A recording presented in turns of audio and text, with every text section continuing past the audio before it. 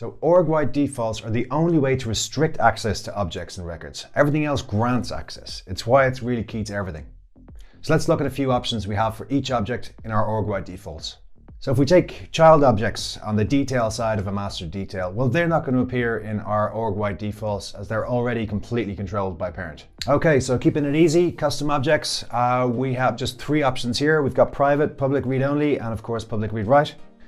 And with custom objects, we have another option here, that grant access using hierarchies checkbox, which by the way is always true for standard objects. And grant access using hierarchies simply means that those above you in the role hierarchy have access to the records you do. And this is quite important because there are only 4 categories of users who can grant access to a record. And they are admins, anybody who's been granted full access to the record, the owner, and anyone above the owner in the hierarchy where grant access using hierarchies is true.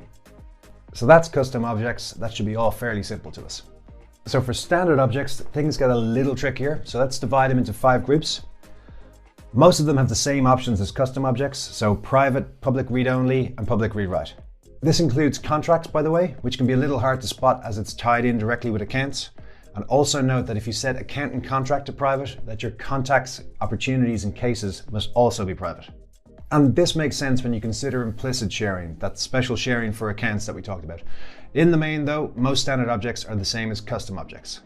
Okay, our second group that comes from a fairly recent release where cases and leads kind of broke away from the pack.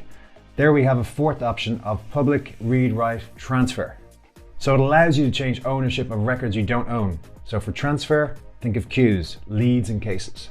Just to note, if you have public read-write transfer selected, the only extra rights of being an actual owner is that you can change or delete any manual sharing on the leader case. Third group up is contact, asset, and order, or the connoisseur group, as I call them. Along with the usual 3, these guys can also be controlled by parent.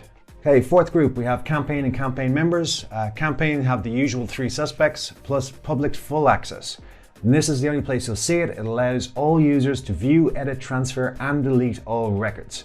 I haven't seen it used before, but it's in there. And for campaign members, you can either inherit access from the campaign or the lead contact records. And that does make complete sense. And lastly, we have activities, which can either be private or controlled by parent. So they are our 5 groups in our org-wide defaults.